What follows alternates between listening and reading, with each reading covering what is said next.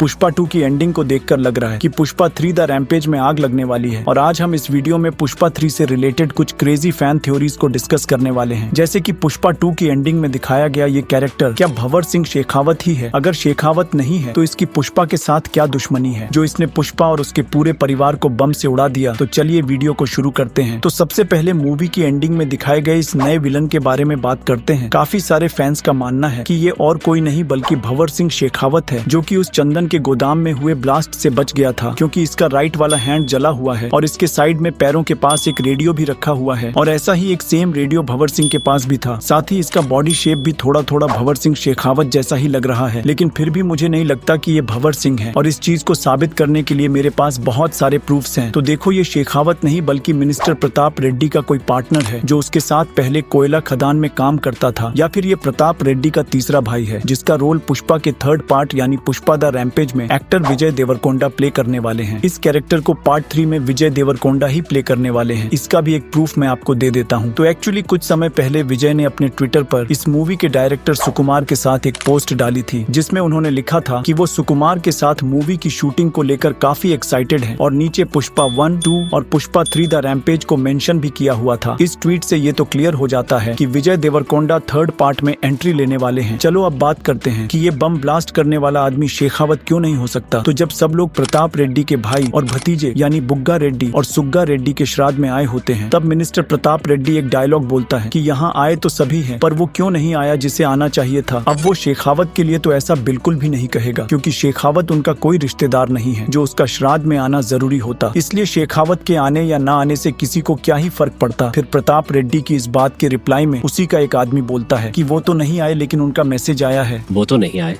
पर उनका मैसेज आए। तो अगर यहाँ शेखावत के बारे में बात हो रही होती तो ये आदमी उसे इतनी इज्जत नहीं देता। वो शेखावत के बारे में सीधा तू तड़ाक करके ही बात करता और कहता कि वो तो नहीं आया लेकिन उसका मैसेज आया है। और दूसरा, इस बॉम्ब वाले आदमी की पगड़ी से इसके बाल भी निकले हुए हैं, लेकिन हम सबको पता है कि शेखावत का टॉप ग्राउंड एकदम खाली है, इसलिए सिर्फ पुष्पा को मारने के लिए इतना दूर खड़ा होकर बम ब्लास्ट करने के लिए तो वो विग पहनकर नहीं आएगा। एंड तीसरी और मोस्ट इम्पोर्टेंट चीज है कि शेखावत के पास पुष्पा और उसकी पूरी फैमिली को मारने का कोई रीजन नहीं है। जिस तरह से शेखावत के कैरेक्टर को लिखा गया है, तो शेखावत के एटीट्यूड के अकॉर्डिंग वो कभी भी पुष्पा और उसके परिवार को इतना दूर से कायर की तरह छुपकर मारने के बारे में सोचेगा भी नहीं। वो तो सिर्फ पुष्पा को नीचा दिखाना चाहता है, क्योंकि यहाँ बात ईगो और सेल्फ रिस्पेक्ट की थी और पुष्पा का भी भंवर सिंह के प्रति कुछ ऐसा ही ईगो वाला लफड़ा है। याद करो, जब सिद्धप्पा सीएम बन जाता है तो वो पुष्पा को भंवर सिंह का ट्रांसफर लेटर देते हुए कहता है कि मैंने शेखावत के ट्रांसफर ऑर्डर पर साइन कर दिया है। तब पुष्पा उस ट्रांसफर ऑर्डर को फाड़ देता है। इवन सीएम बनने से पहले भी सिद्धप्पा ने पुष्पा से भंवर सिंह के ट्रांसफर की बात की थी, लेकिन पुष्पा ने ये कहकर मना कर दिया कि सबको लगेगा कि पुष्पा शेखावत से डर गया। शेखावत के ट्रांसफर के बारे में भी पूछूंगा। देखो, ऐसा कुछ भी मत करना, बोलेंगे मैं शेखावत से डर के ये सब करवाया। तो सेम यही वाला एटीट्यूड शेखावत का पुष्पा के लिए भी है। वो भी केवल लोगों के बीच पुष्पा की इज्जत को उतारना चाहता है। जैसे पुष्पा ने फर्स्ट पार्ट के एंड में उसकी इज्जत उतारी थी, तो शेखावत पुष्पा को उसके परिवार सहित मारेगा, इसका कोई सेंस नहीं बनता है। और इस आदमी के साइड में जो रेडियो जैसा बॉक्स रखा हुआ है, वो शेखावत का रेडियो नहीं बल्कि इस बॉम्ब का पावर सोर्स है। तो इससे ये तो प्रूफ हो जाता है कि शेखावत भले ही जिंदा हो या ना हो, लेकिन ये बॉम्ब ब्लास्ट करने वाला आदमी कोई दूसरा ही है। और रही बात इस जले हुए हाथ की, तो इसका जवाब भी मैं आपको आगे वीडियो में दूंगा। पहले बात करते हैं कि ये नया कैरेक्टर आखिर है कौन जिसे विजय देवरकोंडा प्ले करने वाले हैं। तो मुझे लगता है कि विजय देवरकोंडा उसी गैंग का एक मेंबर या लीडर है जिसका सिंबल ये फूलों वाला स्कल है। इस सिंबल को हम इसके कुर्ते पर भी नोटिस कर सकते हैं। और मिनिस्टर प्रताप रेड्डी भी इसी गैंग का एक मेंबर होगा, क्योंकि सिद्धप्पा ने पुष्पा को कहा भी था कि खदान से कोयले निकालकर प्रताप रेड्डी बड़ा आदमी नहीं बना है, बल्कि वो खदानों को कब्रिस्तान बनाकर बड़ा आदमी बना है। प्रताप रेड्डी बड़ा आदमी खदान से कोयले निकाल कर नहीं बना है,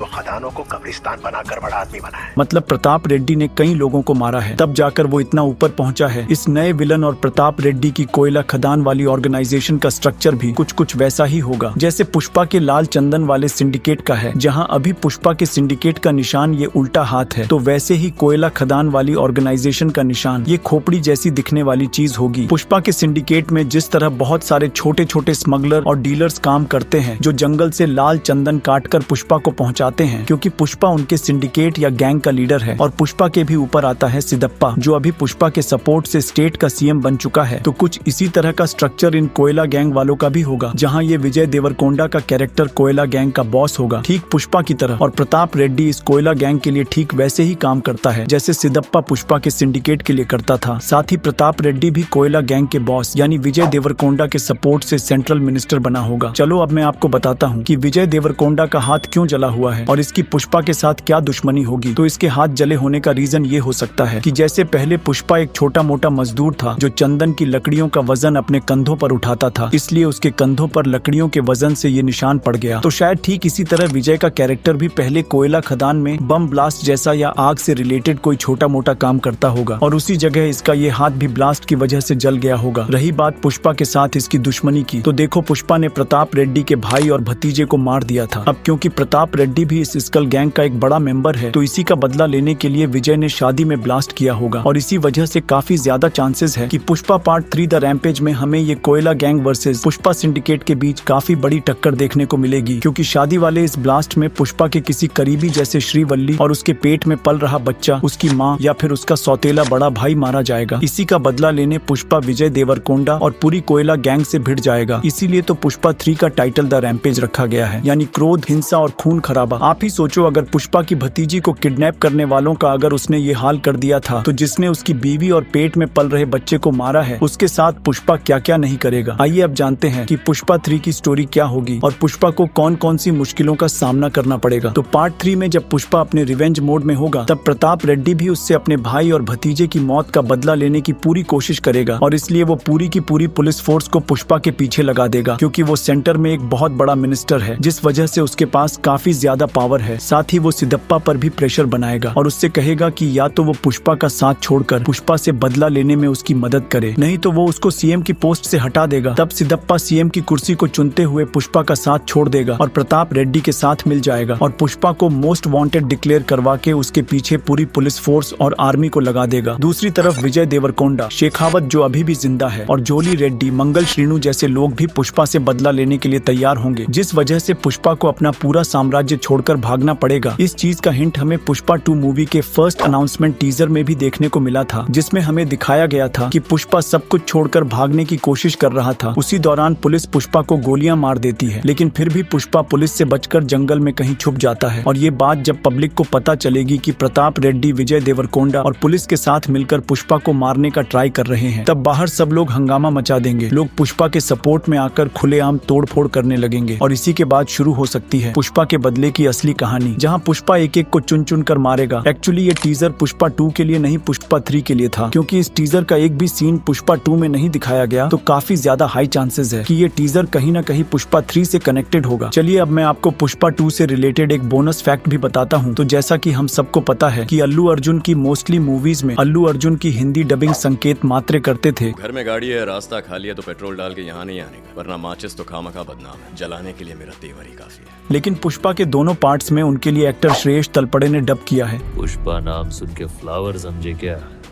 फायर है मैं। पर यहाँ इंटरेस्टिंग बात यह है कि पुष्पा के लिए भले ही श्रेयस तलपड़े ने डबिंग की थी, मगर मूवी में पुष्पा के राइट हैंड और सबसे जिगरी दोस्त केशव के लिए हिंदी डबिंग और किसी ने नहीं बल्कि खुद संकेत मात्रे ने की है। भाऊ, श्रीवल्ली भाभी को गुस्सा आ गया है, सारा मटन बाहर फेंकने जा रही है। काय को? वो आपको नमक जास्ती लगा था ना, तो अक्खा मटन बाहर फेंक देगी। हाँ, पार्ट 1 में केशव को किसी दूसरे डबिंग आर्टिस्ट ने वॉइस दी थी, शाम को नहीं लौटा तो घर पे बोल देना शहीद हो गया। पर पुष्पा 2 में केशव के लिए संकेत मात्रे ने ही अपनी वॉइस दी थी। और राइट वाले वीडियो पर क्लिक करके आप पुष्पा मूवी का फुल फैक्ट वीडियो भी देख सकते हो। एंड अगर आपको ये वीडियो अच्छा लगा हो तो चैनल को जरूर सब्सक्राइब करना।